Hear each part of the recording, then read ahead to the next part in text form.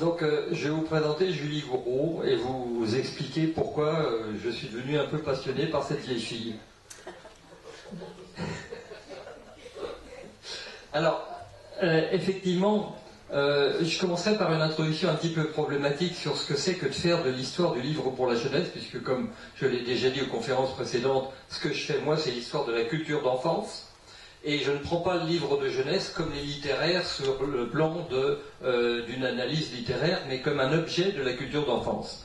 Or, jusqu'à présent, cette histoire de la littérature de jeunesse était un peu trop faite à partir de quelques grands auteurs, comme Jules Verne ou la Comtesse de Ségur, et en ne s'intéressant pas vraiment à la façon dont était fait le livre et au réseau. Alors moi, je m'intéresse aux éditeurs, j'essaye de voir tous les livres pour enfants et pas les bons seulement. Les mauvais m'intéressent autant que les bons, parce qu'ils ont été souvent beaucoup plus lus que les bons, en particulier les éditeurs qui publiaient, je pense aux éditeurs catholiques de province comme MAM à Tours. Pour vous donner une petite idée, dans les années 1860, MAM publiait 5 à 6 millions de volumes par an. Mégare à Rouen en publiait 1 ou 2 millions. Et si on additionne tous les éditeurs pour la jeunesse de province seulement, sans parler des éditeurs parisiens, c'est près de 10 millions de livres pour la jeunesse sous le Second Empire qui étaient livrés à la France et qui se retrouvaient dans tous les couvents et les écoles privées et les catholiques dans toute la France. Donc c'est finalement, moi ce qui m'intéresse, c'est de voir quelle culture les enfants ont partagée. Et ils ont partagé une culture qui n'est plus la nôtre, qui n'est pas forcément celle qui a subsisté, mais qui m'intéresse moi de redécouvrir. Et pour ça, il faut aussi suivre les auteurs, faire un peu de sociologie historique, voir quels sont leurs réseaux et leur milieu, et étudier donc des auteurs qui ont été longtemps ignorés ou méprisés. En fait, par exemple, pour les éditeurs catholiques de province, le grand éditeur Hetzel parisien se moquait d'eux en disant qu'ils vendaient comme des bonbonnières, comme des petits bonbons roses, parce que leur cartonnage romantique était de couleurs éclatantes et chatoyantes, et il avait l'air de dire qu'il n'y avait rien à l'intérieur. Or, beaucoup d'auteurs et de pédagogues et d'historiens ont ensuite pris pour argent comptant le jugement d'Hetzel. En fait, il démolissait la concurrence. Donc c'était pas à prendre au sérieux, il fallait aller les lire, ce qu'ils n'ont pas fait la plupart du temps. Donc quand on va lire ces auteurs, parfois ennuyeux, parfois pas du tout ennuyeux, on fait des découvertes, et c'est en gros ce que j'ai fait avec Julie Gouraud, qui a écrit donc une 50aine de livres, dont 23 dans la bibliothèque Rose Illustrée, entre 64 et 88. Alors, quelques repères bibliographiques, je ne m'étendrai pas, bien que je fasse justement de la recherche sur l'histoire de la famille de Julie Gouraud. Elle est née à Tours en 1809 et meurt à Paris en 91. Ce qui est intéressant, c'est le milieu dans lequel elle a vécu. Un père qui était chirurgien militaire des armées napoléoniennes, qui a même donné des cours à l'université italienne de Milan pendant que Napoléon était en Italie, qui est revenu et qui s'est démobilisé en prenant la direction du service de chirurgie de l'hôpital de Tours. Et là, qu'est-ce qu'il fait? Il y rencontre le père d'Honoré de Balzac, qui venait d'arriver et qui s'est chargé de l'hospice de Tours sur le plan administratif, etc. Il y rencontre le père de MAM, enfin le grand éditeur du 19e siècle. J'ai fait un article qui s'appelle La valse des trois pères, parce qu'ils sont arrivés tous les trois à peu près entre 1797 et 1806, et il y en a un qui est resté, MAM, les deux autres sont repartis. Mais ils ont passé une partie de leur enfance ensemble, les enfants de Balzac et de Gouraud et de MAM.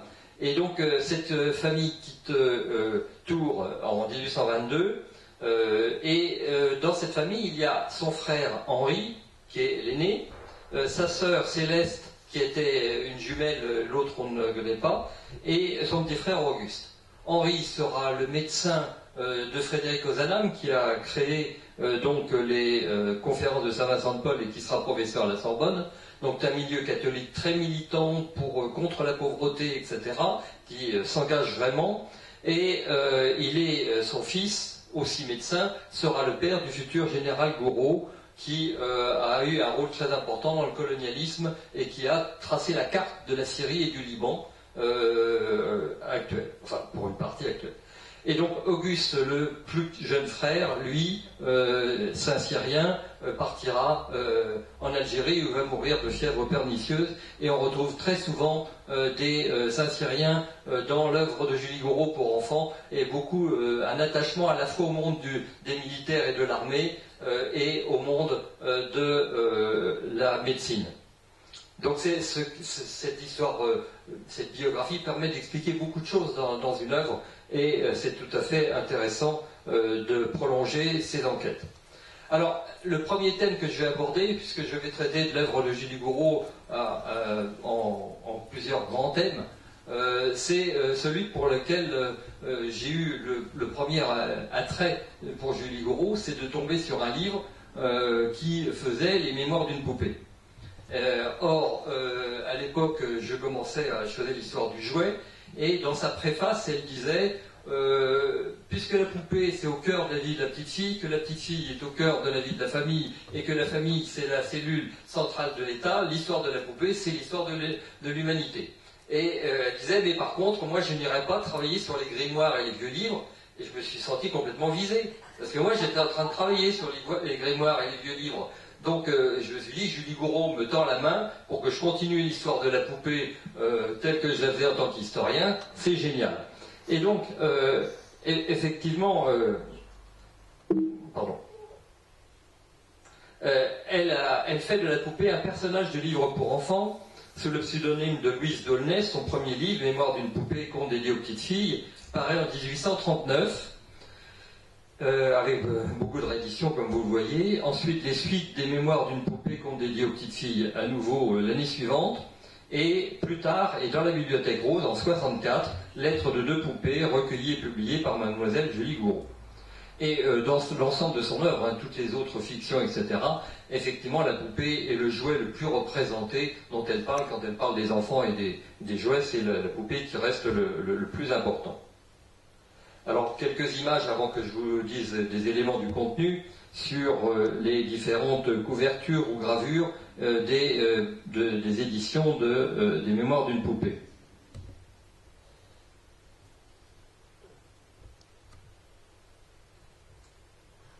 Donc, pendant qu'elle sommeille sur son fauteuil, la poupée écrit ses mémoires.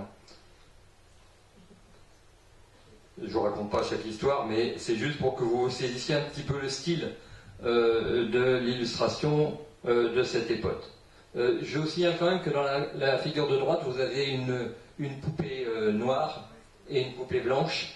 Et ce que je ne vous ai pas dit pour Julie Gouraud, c'est que sa mère venait d'Haïti, avait fui la révolution de 1791 à l'âge de 7 ans et demi, et que la mère d'Alfred Mam venait aussi de Saint-Domingue. Hein. C'était donc en fait sur les trois dont je vous parlais tout à l'heure, deux avaient pour mère une créole de Saint-Domingue.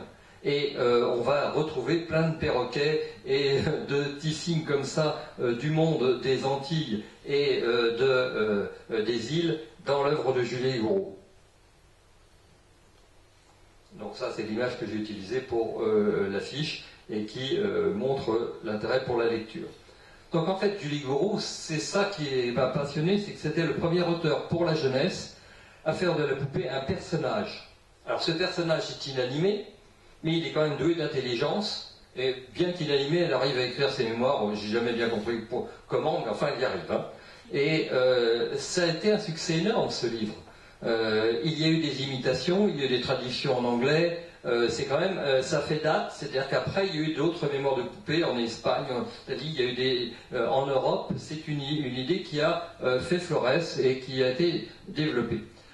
C'est fait sous forme d'aventure qu'on peut appeler picaresque, c'est-à-dire que ça forme une éducation de la jeune lectrice en changeant de propriétaire, la poupée va changer de propriétaire, de milieux sociaux, va faire des voyages géographiques, et donc toutes ces modifications et toutes ces aventures vont permettre à l'enfant de pénétrer à l'intérieur de toute une série de problèmes différents suivant ses milieux sociaux et ses pays.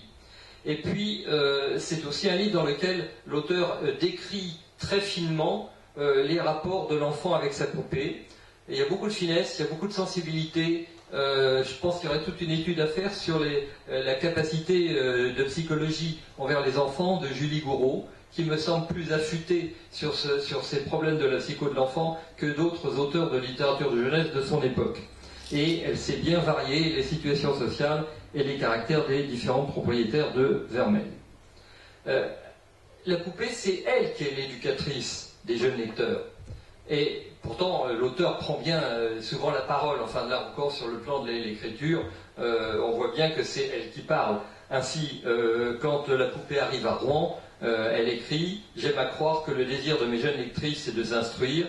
Elle me saurait donc mauvais gré de ne pas leur en dire tout ce que j'ai appris de cette ville, l'une des plus importantes de notre pays. Il me faut du courage, mes enfants, pour me faire votre institutrice. Je ne dissimule pas que je suis en danger de perdre votre affection en me rendant utile. » Elle est très souvent consciente qu'elle est sur une ligne de partage entre le didactique et le fictionnel, dans lequel elle risque à chaque pas de trébucher et de perdre l'attention de ses jeunes lecteurs. Mais elle en est consciente, mais elle le fait quand même, parce qu'il faut absolument instruire. Alors elle dit « Ne redoutez pas, cependant, mon érudition, quelque savante que soit une poupée, elle n'aura jamais qu'une science bornée. » Dans les suites des mémoires d'une poupée en 1840, en fait, ce livre a eu très peu de succès parce que, à la place de la légèreté et de l'entrain qu'il y avait dans le premier livre, on trouve en fait une morale qui est plus insistante, plus directe et plus ennuyeuse, évidemment, avec un désir d'instruire plus pesant, et elle fait des leçons sur un peu tous les sujets. Et elle en est consciente, puisqu'elle se dit, elle se défend en disant « Chère petite fille bien-aimée, ne dites pas, je vous en conjure, Vermeil est devenue ennuyeuse depuis son naufrage, c'est une rabâcheuse. Non, ne dites pas cela, je vous aime si tendrement. Je vous être utile, et je m'en vais observant de tous côtés, écrivant à grand-peine mes observations pour vous les transmettre et contribuer à vos progrès. Disposez-vous à trouver plus de sérieux dans ce volume, on ne vieillit pas sans réfléchir, l'étude a été ma consolation dans mes adversités, rassurez-vous pourtant, Vermeil sera toujours disposé à jouer avec vous. » Elle avait bien raison. Les lecteurs ont trouvé que c'était plus ennuyeux que le précédent, et il n'y a eu qu'une seule édition, et pas plusieurs. Alors, voilà les lettres de deux poupées qui paraissent donc dans la bibliothèque rose illustrée, avec 50 vignettes d'Olivier. Là, c'est l'arrivée de la poupée dans une malle qu'on ouvre, et le petit frère l'élève en haut en la regardant et en disant « Quelle merveille !» ce qui va donner le nom à la poupée qui va s'appeler Vermeil. Et vous voyez que le petit garçon, il a le sabre. Il n'y a pas de problème pour faire de l'histoire du genre chez Julie Gouraud. Ils sont très tranchés. Les garçons, c'est les garçons, les filles, c'est les filles. Les filles, c'est la maison et la couture et les tâches ménagères. Et les garçons, c'est l'extérieur. Et les meilleurs, c'est les médecins et les militaires. Il n'y a pas de problème. Ça, elle a une vision du monde qui est assez claire. Ça risque pas de troubler les... Alors, les illustrations sont assez intéressantes. J'ai préféré rentrer dans certaines images en faisant des zooms pour qu'on voit un petit peu mieux ce qui se présente, parce que n'oubliez pas, vous avez les mêmes expériences. Souvent, c'est les images qui frappent le plus l'imagination d'un enfant. Il peut ne plus se rappeler de l'histoire, mais il se rappelle encore des images. Et à cette époque-là, donc les livres illustrés de la Bibliothèque Rose avaient suffisamment d'images pour que ça soit un véritable attrait pour les enfants. Donc là, c'est la dinette. La poupée va faire une visite à la ferme, et la ferme, c'est avec les petits jouets de la ferme de l'époque. Il y a la lessive aussi, parce que... Alors la poupée regarde sa petite maîtresse faire la lessive, mais normalement c'est elle qui l'a fait. Hein. Dans le jeu de l'enfant, c'est la poupée qui fait la lessive avec elle. Et puis il y a la visite au zoo, où là, un éléphant s'empare de la poupée, ce qui fait évidemment pleurer la petite fille. Et puis un autre ensemble de jouets qui nous est présenté. C'est aussi intéressant de voir l'illustration, c'est quand même de quelle façon un dessinateur ou un illustrateur met en scène la culture d'enfance, comment il met en scène les jouets et quel type de jouets. Est-ce que ces jouets sont des jouets du commerce ou est-ce que ce sont des jouets rabibochés à sa façon à lui, avec son imaginaire? Alors, l'histoire de ces lettres de deux poupées, ce sont deux poupées qui sont sorties de la même fabrique, vendues chez Giroud, qui était la grande boutique à la mode, où tous les gens bien allaient acheter toutes sortes de choses, parce que c'était comme un grand magasin, il y avait plusieurs étages, et il y avait un étage entier pour les jouets, et d'autres pour les jeux, et pour les livres pour enfants. Et donc, ces deux poupées, merveilles et charmantes, l'une dans un château à la montagne et l'autre à Bordeaux, s'écrivent. Merveille donc dit « Commence ton éducation, observe les petites filles, ce sont nos livres à nous, toute la science d'une poupée est là. » La gouvernante dit à la fillette qui possède Charmante « Tout en jouant avec Charmante, vous prenez le goût de l'ordre, vous commencez à manier l'aiguille, on ne vous voit plus oisive, écoutant ce qui se dit autour de vous, votre poupée est l'objet de vos soins, vous êtes bonne et aimable pour elle. » Mais Madame Eugénie aurait pu encore dire que nous aidons singulièrement les mères et les gouvernantes à causer avec les enfants, avec quelle facilité nous faisons passer la morale. Et là, ce qui est intéressant, c'est que la poupée elle-même écrit en quoi elle est éducatrice. En tant qu'intermédiaire, elle suscite l'acquisition de savoir-faire, mais elle est aussi l'intermédiaire entre les adultes et les enfants. Ce qui est amusant, c'est que le plus long texte, et le premier long texte sur la poupée d'un éducateur, c'est celui de Rousseau, dans le livre 5 de l'Émile, dans lequel il fait tout un texte justement sur le rapport de la fillette à la mode et aux vêtements et le fait qu'elle se concentre entièrement dans ce jeu à la poupée et qu'elle se fait femme progressivement en jouant avec la poupée.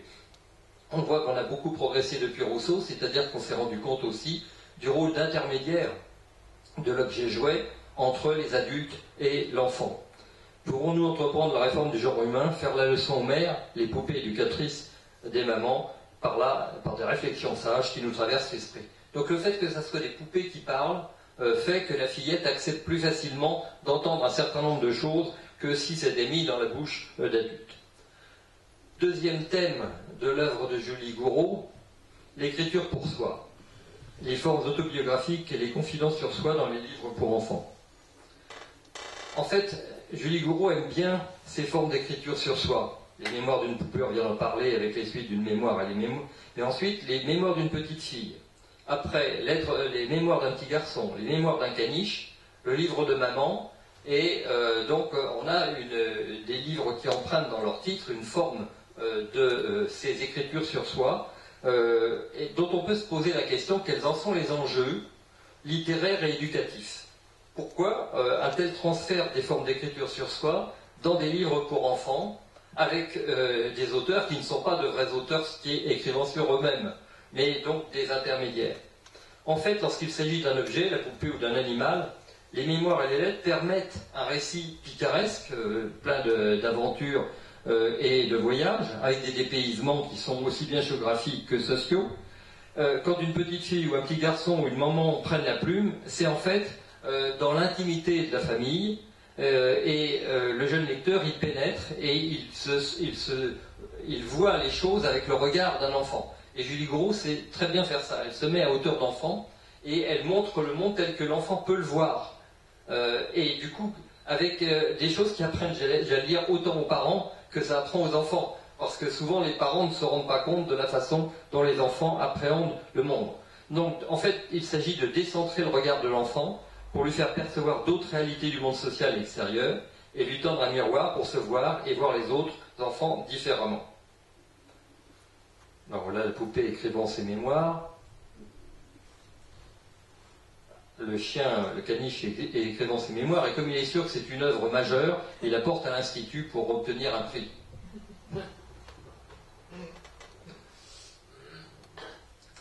Oui. Dans les mémoires d'un petit garçon, donc là, le petit garçon parle. Alors, ce qui est aussi intéressant, c'est que le petit garçon,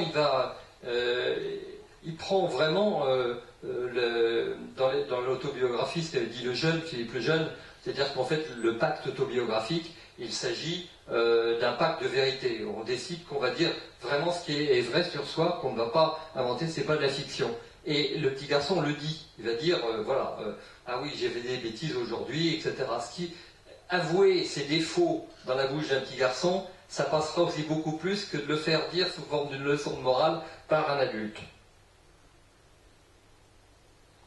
Alors là, son écriture de ses mémoires, dans le livre de maman, c'est la mère qui a tenu un journal sur l'éducation de ses enfants. Donc c'est le regard de la mère. Et là aussi, ce qui est intéressant, c'est que ça va apprendre aux enfants les difficultés qu'ont les parents quand ils les élèvent, ce qui était une façon de le voir. Donc, les mémoires, les lettres et le journal permettent des paroles de vérité qui sont mises au service de l'éducation des jeunes lecteurs, la poupée, le chien, la petite fille, le garçon, la maman, tendent à ces lecteurs un miroir où ils peuvent se découvrir tels qu'ils sont. Ils peuvent réfléchir, se découvrir, s'amender. Ainsi, dans les mémoires d'un petit garçon, si je vous fais cette confidence, c'est simplement pour mériter votre affection. Oui, cher lecteur, le petit Henri désire être aimé de vous et désire votre indulgence, et si le récit qu'il vous a fait de ses étourderies peut vous aider à vous corriger, il en serait très content. Et dans le livre de maman, j'écris toutes les bonnes et toutes les mauvaises actions de mes enfants afin de mieux connaître leur caractère, et ce moyen, je l'espère, m'aidera à vous bien élever, mes chéris. Alors, évidemment, parmi les livres amusants, j'ai bien aimé celui-ci, sur lequel j'ai un peu plus travaillé. J'ai publié quand même plusieurs articles sur Julie Gouraud, dont un sur les autobiographies animales. Et donc ce concept d'autobiographie animale est énoncé comme ça s'appelle Autobiographie animale, dès 1838, dans un livre de bibliographie. Et pour les enfants, il y a 2 types de bibliographie animale française entre 1800 et 1859, 10 titres de 60 à 69. Dans cette petite décennie où il y a 10 titres qui sortent, on voit que c'est un phénomène qui a une histoire et qui se déroule avec une temporalité qu'il est intéressante de noter. Eh bien, il y a Les Mémoires d'un âne en 1860 de la comtesse de Ségur, et 6 ans après, Les Mémoires d'un caniche dans la même bibliothèque rose de Julie Gouraud. Roman picaresque où les héros, l'âne et le caniche, changent de maître, font preuve d'héroïsme, font emprisonner des voleurs et des bandits. Et voyons ce que fait le chien, César, toujours sur les routes, comme vous le voyez, avec son sac de voyage et son parapluie ou son baluchon. D'abord, il sauve une enfant de la noyade, et ensuite il aide une vieille femme à mendier pour qu'elle puisse gagner sa vie. Avec son maître André, il se bat contre un tueur de chiens, qui en plus vend les peaux de chiens, c'est quand même vraiment absolument affreux, et donc il l'aide à se le faire prendre, et les gendarmes l'emmènent. Il fait fuir des voleurs et il guide leur poursuite. Et il est toujours sur ses gardes, vous voyez, avec la longue vue, là, il est en train de guetter pour qu'il n'y ait plus de méchants qui viennent s'attaquer au château de ses maîtres. Alors, ces aventures picaresques servent à décrire des milieux sociaux différents, j'ai déjà dit pour l'histoire des poupées, mais aussi des familles.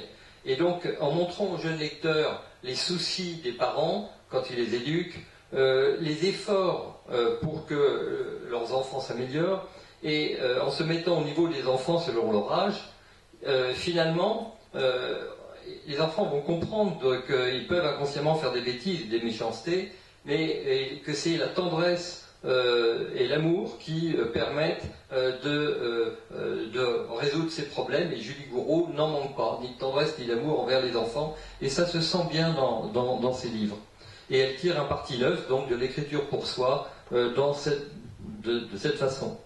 Alors, c'est donc une fausse écriture sur soi, puisque ce n'est pas une vraie autobiographie, mais en quoi cela permettait vraiment de parler de soi? Parce que finalement, si écrire pour les enfants n'incitait pas l'auteur à livrer par petites touches des bribes de sa vie, ses émotions, ses sentiments, ses idées, eh bien finalement, on y attacherait peut-être moins.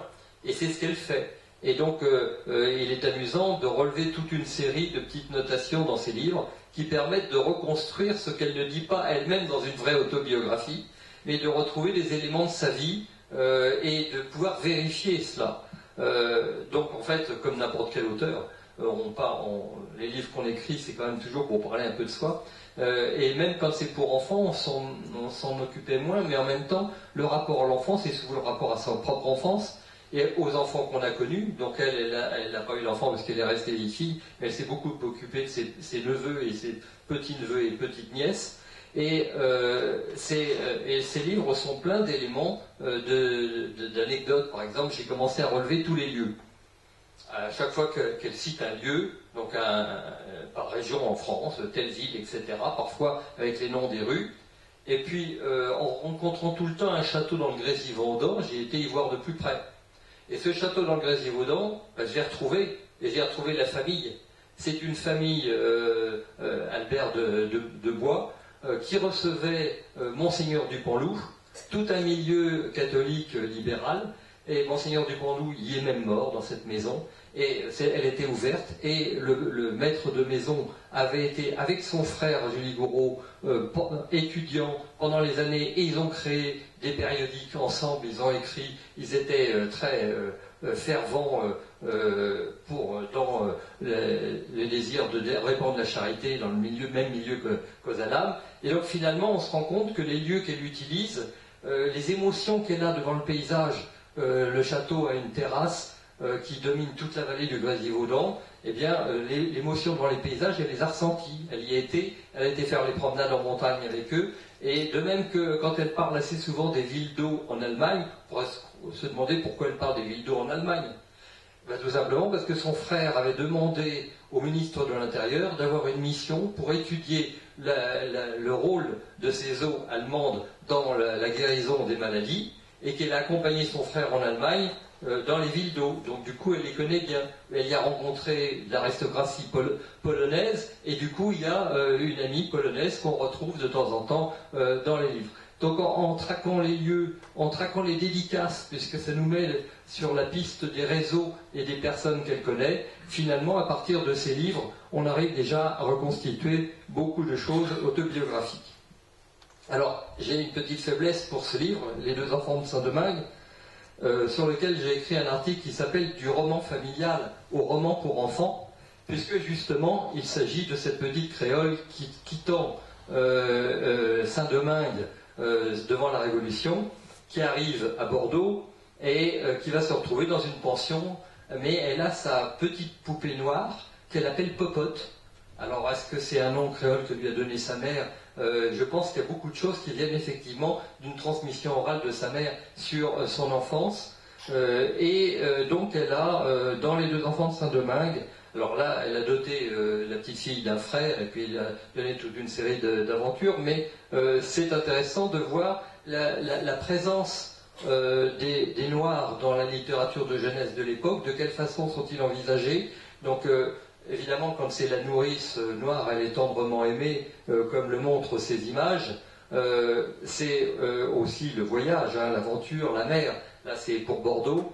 Et puis, si elle aime bien ces personnages noirs, l'illustrateur a quelques difficultés à leur donner un visage vraiment humain et à ne pas les rendre un peu simiesques.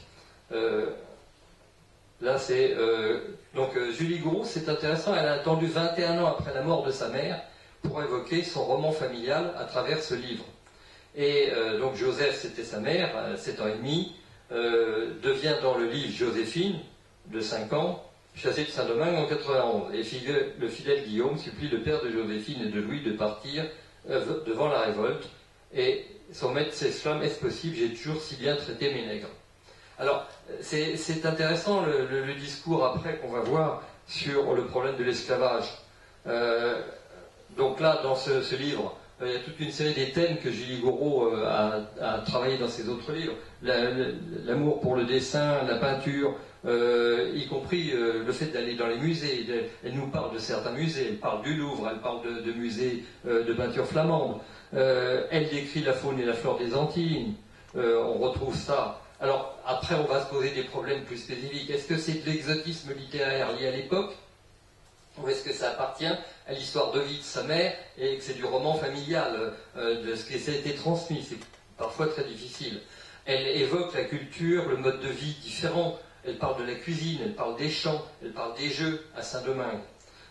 Ensuite, on peut penser que certaines choses viennent de sa mère. La poupée noire est appelée Popote, elle fait partie de ses souvenirs. On la retrouve dans les mémoires d'une poupée dès 1839. Peut-être même est-ce cette poupée maternelle qui a donné l'idée d'écrire ce livre, le premier de Julie Gouraud. Elle évoque la peur et la répulsion que les Noirs provoquent chez ceux qui ne connaissent pas. Là, j'ai commandé un livre sur Internet de Julie Gouraud que je n'avais pas. Je viens de le lire en 2 jours. Et dedans, il y avait à nouveau une domestique noire dans un petit village qui faisait peur à tout le monde. Et comme dans le texte de Saint-Domingue, elle sauve un enfant, elle le soigne, etc. Et du coup, tout le monde l'aime, tout le monde trouve que c'est dommage qu'on ne respecte pas ces gens-là, etc. Donc, elle essaye d'inverser d'inverser le discours dominant qui pouvait exister. Certainement, disait l'orateur du village, il y en a toujours un, ils ont été poussés à la révolte par les mauvais traitements. N'est-il pas odieux d'être vendus comme de vils troupeaux? Vous voyez bien qu'il y a parmi les nègres de belles âmes et qui sont des hommes comme nous. Globalement, elle admet l'esclavage qui existait à son époque, mais avec une image négative des nègres. Mais dès que les Noirs rentrent dans la famille, en fait, ils sont valorisés et deviennent comme nous. C'est les Noirs des plantations, là, on sait peut-être plus exactement s'ils sont la même valeur humaine que ceux de la famille, mais bon, en tout cas, s'il y en a un qui ne sait pas vraiment les représenter, c'est l'illustrateur Émile Bayard. Troisième thème de l'œuvre de Julie Gouraud, l'amour, la compassion, la sensibilité nouvelle envers les animaux. On a juste vu qu'il y avait les mémoires d'un caniche, avec les autobiographies animales dont je vous parlais. Ce qui est intéressant, c'est que là, c'est l'enfant, il va s'identifier à un animal qui raconte sa vie. L'enfant, normalement, s'identifie au héros du livre, plus ou moins. Alors, est-ce que si c'est bien écrit, il va bien s'identifier, ou en tout cas, il va avoir une espèce de connivence avec un déplacement du regard à nouveau, et tout cela va dans le sens de l'évolution de la société à l'époque de Julie Gouraud. En effet, la création de la Société protectrice des animaux, c'est en 1845, elle est d'utilité publique en 69. C'était antérieur en Angleterre, hein, ils avaient créé une société protectrice des animaux plusieurs années avant. Il y a la première loi de protection des animaux qui est la loi Grammont en 1850, et une partie des auteurs de la jeunesse de son époque, et pas seulement Julie Gouraud, vont lutter contre la cruauté à l'égard des animaux. Et ils vont donc vanter les qualités des animaux. En écrivant des autobiographies animales, quand elles sont bien informées sur le plan des sciences naturelles et des capacités de l'animal, et en transformant ça en vertu par analogie avec les humains, finalement, on rend sensibles ces animaux et on récupère une sensibilité envers les animaux dans la morale que l'on fait aux enfants. Julie Gouraud donne moins d'épisodes de cruauté envers les animaux et de scènes violentes que la comtesse de Ségur, mais sur la chasse et la vivisection, elle va plus loin que la comtesse. Monsieur de Neville menace César de la Fourrière, être mis en fourrière, c'est le chien qui parle, ce n'est pas une plaisanterie, c'est le sort de tout chien qui s'éloigne de la maison pour prendre des airs d'indépendance. Il est considéré comme chien errant et mis à mort, ou ce qui est pis 1000 fois, livré à des savants pour être torturé sous prétexte de rendre service à la science. Et en ce sens, elle est à la pointe de l'actualité. Les débats de l'Académie de médecine sur la vivisection ont été très vifs en 1863. Alors, Julie Gouraud connaît et aime bien les chiens. Dans sa dédicace des mémoires d'un caniche, c'est une vieille amie d'enfance. Elle rappelle que César, Snap et Loulou se trouvent dans mes plus beaux souvenirs d'enfance. Donc elle puise là, dans ce répertoire de souvenirs de son enfance et de ses rapports avec les chiens pour tracer le portrait de celui dont elle raconte les mémoires. C'est donc un vrai caniche. Elle sait que le caniche se dresse bien, qu'il sait faire toutes sortes de tours, qu'il est très affectueux et fidèle envers ses maîtres, très doux envers les enfants, et donc elle attribue à César toutes ses qualités. Et la haine des chats, montre que l'instinct n'est pas forcément oublié dans le portrait. Elle sait que c'est un chien à la mode, et elle le fait participer à une exposition canine au cours de la reine. C'est une allusion en fait à celle de 1865, son livre est de 66, donc l'année d'avant, il y avait une exposition canine au cours de la reine, organisée par la Société impériale zoologique d'acclimatation, et donc elle est très au courant des manifestations canines, des caractéristiques des races, et elle passe dans son livre tout un passage sur les barbets. Elle dépasse donc complètement les stéréotypes et les lieux communs sur les caniches qu'on trouve dans d'autres livres, et elle est aussi plus en pointe dans la connaissance de l'animal que la comtesse de Ségur par rapport aux ânes, qui elle n'échappe pas à une énumération de stéréotypes. Alors, on retrouve les animaux dans d'autres livres que les mémoires d'un caniche. Dans les mémoires d'un petit garçon, là c'était le jeu avec le chien turc, donc on lui fait pas de mal, on lui tire pas les queues et les oreilles, mais en fait on le coiffe d'un turban. Bon, il aime pas trop, mais enfin comme il est gentil, il dit rien à 1 centimètre. Elle se préoccupe des animaux dans d'autres livres, avant les mémoires d'un caniche. Déjà dans les lettres de 2 poupées, la poupée charmante s'indignait contre les cruautés infantines à l'égard des animaux. C'est bien nous, merveilles, qui pourrons juger le cœur des enfants. Que de cruauté n'avons-nous pas vu s'accomplir sous nos yeux. Mouches écrasées dans du papier pour faire des dessins de sang, horreur, horreur.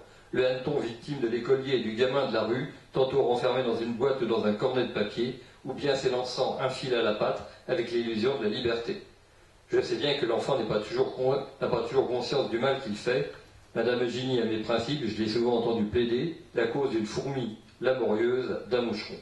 Et l'auteur raconte donc 2 histoires de cruauté envers les animaux commises par les enfants pour que les jeunes lecteurs en aient horreur. Et dans un autre livre, Le petit colporteur, un âne, Pacha, c'est une bête à part. J'ai élevé comme mon enfant, ni plus ni moins, jamais une brusquerie, un mauvais traitement. Aussi n'a-t-il pas de défauts semblables, défauts qui sont le résultat de la manière dont on les traite. Et là, on peut reconnaître qu'elle fait écho au texte de la comtesse de Ségur que je vous mets en dessous, dans lequel le propriétaire de l'âne dit que les ânes, s'ils sont bien traités, ne sont absolument pas méchants ni entêtés, et qu'ils sont bons comme et meilleurs que bien d'autres animaux. Donc voilà la vieille femme avec son âne qu'elle est obligée de vendre parce qu'elle est réduite à la dernière extrémité, et l'âne est acheté pour tirer une carriole, mais il sera très bien traité. 4e thème donc de Julie Gouraud, thème qui prend énormément de place par bribes, mais dans tous les livres, c'est celui de l'amour de Dieu, de la charité, du dévouement envers l'enfance. Son catholicisme est effectivement au cœur de toute son écriture, ce qui a sans doute contribué à vieillir certains de ses livres plus que d'autres, et qui montre comment finalement son catholicisme joue dans tous les secteurs de la vie.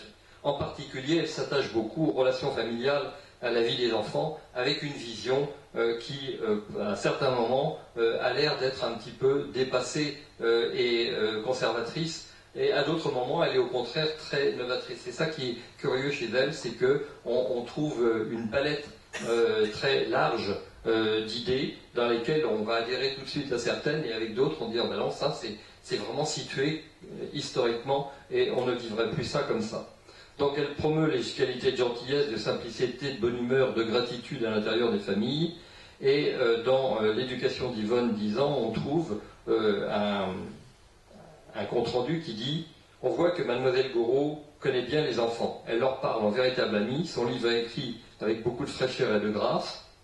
Dans l'éducation qu'elle reçoit par des causeries et des contes, Yvonne perçoit, comme dans un miroir, les défauts de son âge et apprend à se corriger. » La phrase de conclusion du petit rapporteur, « Vois-tu mon Pierre, je crois que les mères achètent par leur souffrance le bonheur de leurs enfants. » Alors, en tant que catholique libérale militante et prenant la charité, elle a écrit un certain nombre de livres. Marianne Aubry, qui est couronnée par l'Académie française, et qui, donc, dans un compte-rendu de l'Ami de la religion, Marianne est une servante chrétienne, c'est-à-dire qu'elle accepte son état et sait y vivre suivant l'esprit de l'Évangile. Il y a des scènes délicieuses, c'est une belle production. Marie ou la prison, alors Marie ou la prison, une jeune fille en prison se convertit, deviendra servante puis religieuse, et elle va vivre comme une sainte. Lucie ou la messe de minuit, qui est donc Lucie pour les jeunes filles, une dizaine d'années, une agréable lecture très propre à leur inspirer l'amour de l'ordre et du travail et la charité envers les pauvres. Dans Florence Raymond, Esquisse morale, là encore les comptes rendus de l'époque nous disent établir à Lovican des habitudes de charité, c'est dans le livre plutôt, moins connues à la campagne que dans nos villes. La religion change le cœur, rectifie le jugement, et la charité donne à ceux qui la pratiquent une joie qu'ils répandent en dehors. Alors ça c'est un leitmotiv. Elle dit que finalement, quand on a fait la charité aux autres, on a autant de joie, si ce n'est plus, que celui qui reçoit, celui qui donne. On est aussi heureux que celui qui reçoit. Elle a écrit aussi un livre sur le mois de Marie à l'usage de la jeunesse, qui est un livre de piété mariale, avec un chapitre par jour du mois de Marie.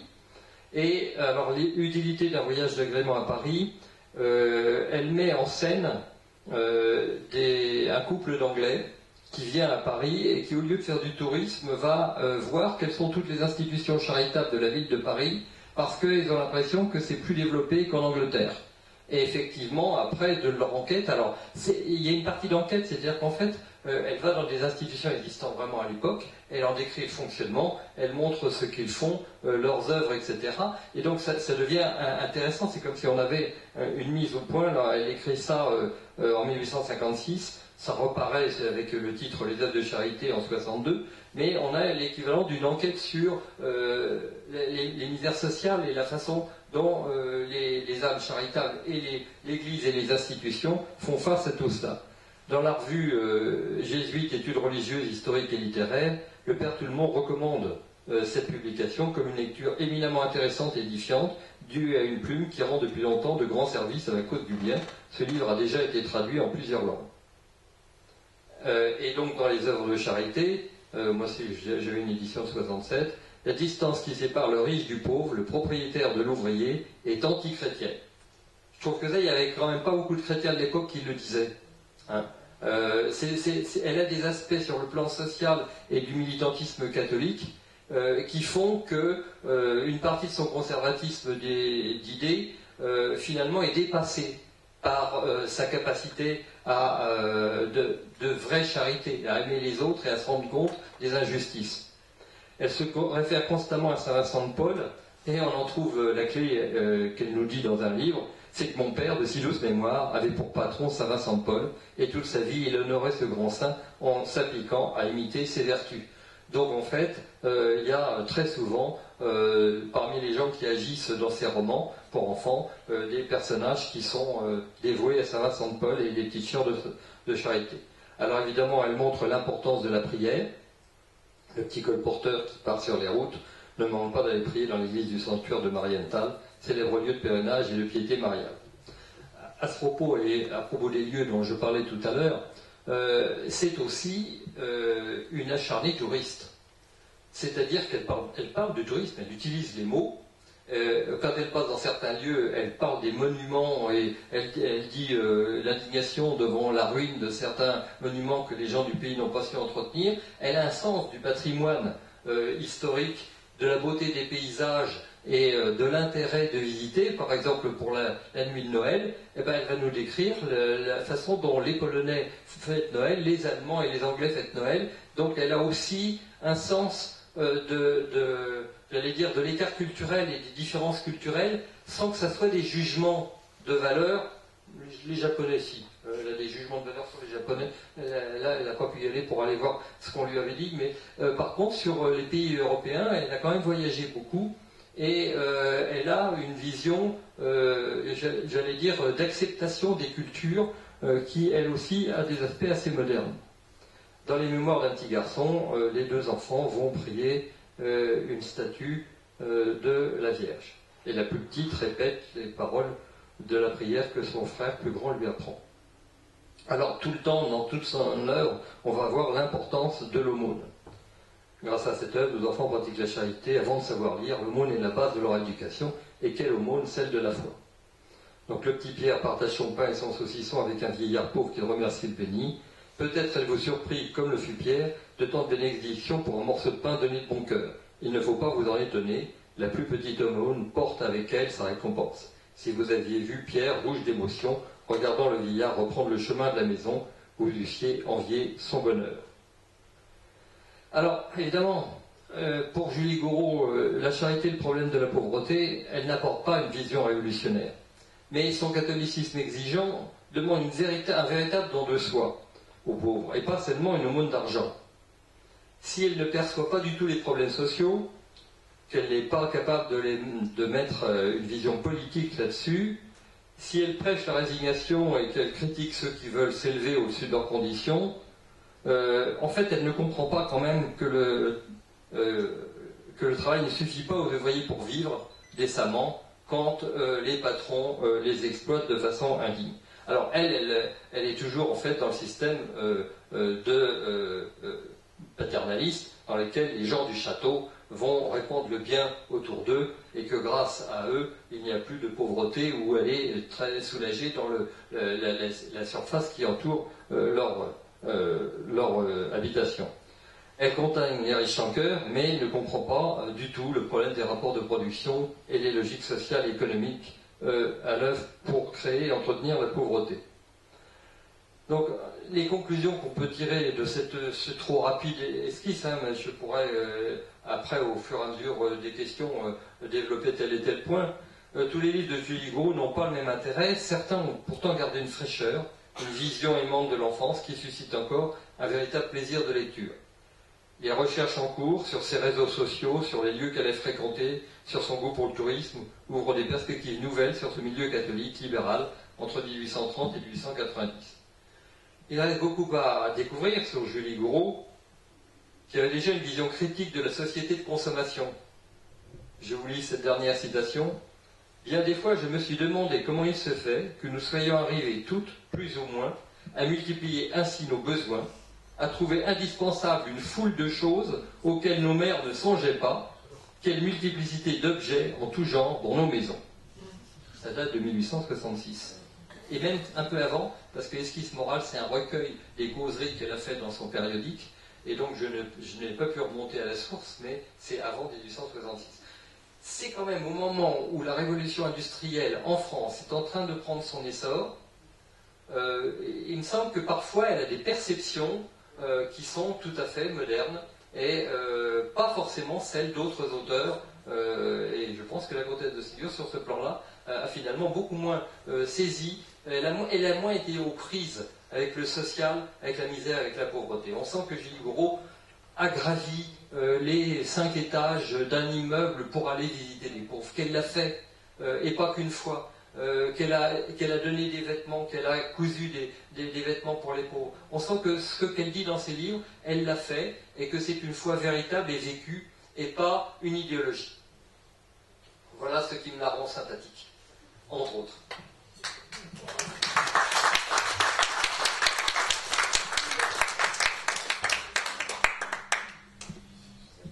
Si vous souhaitez poser des questions. J'ai remarqué avec beaucoup de plaisir la richesse des illustrations. Mis à part Bayard qui a des problèmes avec les petits-enfants noirs, qui donnent un aspect simiesque, c'est très très fouillé, c'est très... Hein, ça rappelle évidemment les œuvres d'Hetzel ou de choses, ça c'est intéressant. Alors là, on a l'impression aussi que ces poupées servent d'intermédiaire entre l'enfant qui veut transmettre la leçon aux autres enfants. C'est un fait tout à fait particulier. Ensuite, à propos du catholicisme social que l'on voit arriver là, il faut le remettre en situation et se rappeler que c'est l'époque de Proudhon, des socialistes français, qui n'ont rien à voir avec Karl Marx d'ailleurs, mais c'est une époque qui devient ouverte à la critique sociale, incontestablement.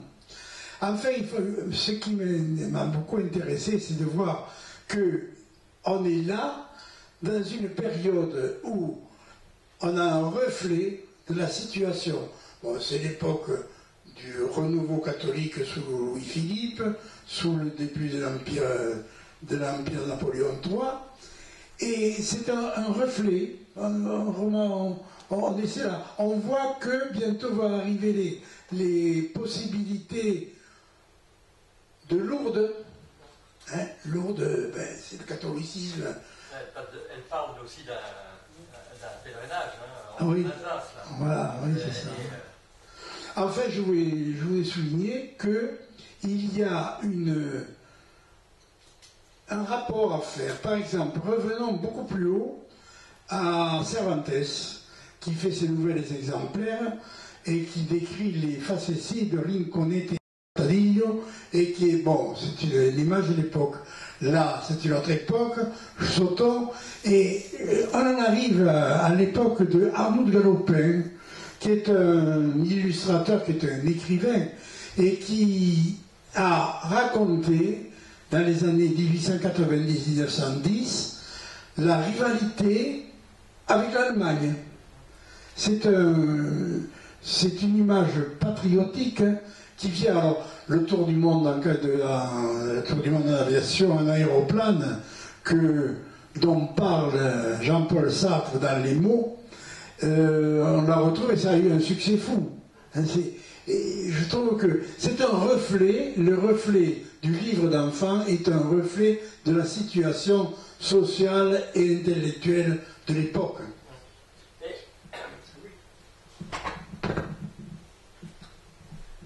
comme son œuvre est longue, pour aller dans ce sens-là, elle a connu la révolution du transport. Donc, elle parle des déplacements en diligence, de la montée en montagne avec les calèches et à cheval. Et puis après, elle parle du train. Et au moment où ça commence, elle montre l'affolement des gens qui devaient prendre le train pour la première fois, surtout quand ils venaient de la campagne. Et puis ensuite, après, celui qui dit « moi je ne pourrais plus m'en passer, maintenant ne me parlez plus des diligences, c'est fini ». Et donc elle fait comme ça état, au fur et à mesure que ça se produit, de la transformation qui se passe. Quand elle va dans les eaux, ils prennent le train, il va jusqu'à Ems, mais après, il n'y a plus d'autres moyens que de prendre des calèches ou de prendre des moyens de transport traditionnels. Et donc, elle rend compte, comme ça, des progrès techniques de la révolution industrielle.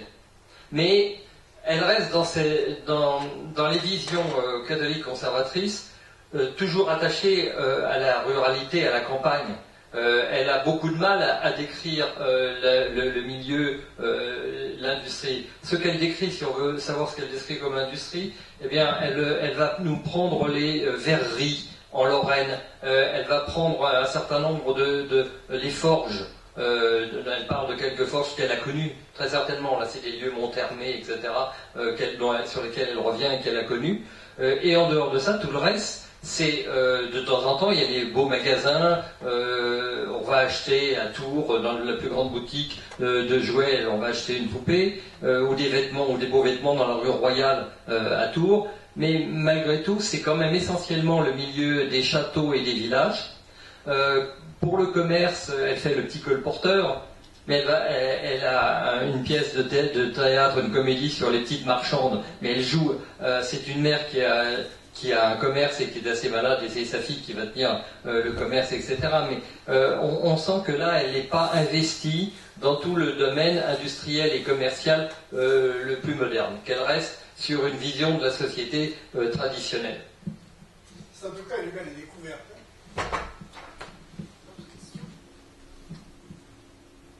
Il y a Hector Malot aussi qui arrive. Oui.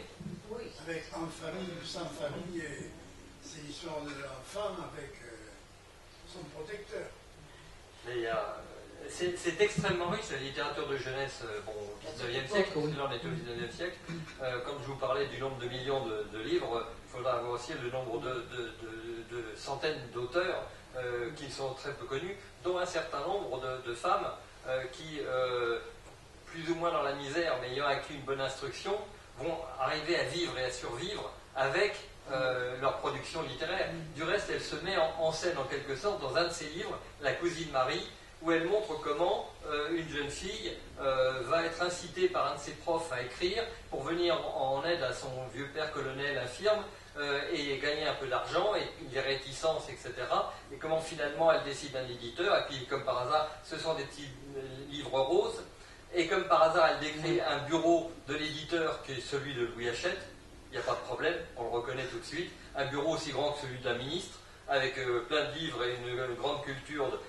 Donc elle rentre aussi à l'intérieur de ce monde du livre et elle fait percevoir ce que l'auteur pour enfants est à la fois dans une situation inconfortable. Il n'est pas reconnu comme un véritable auteur, il est dévalorisé par rapport aux véritables auteurs. Et pourtant, il fait du bien, il fait plaisir à des enfants, et ça peut devenir une vocation et un vrai désir de partager des choses avec les enfants. Et ça, elle le fait bien sentir dans ce livre, où il y a encore beaucoup d'autobiographie.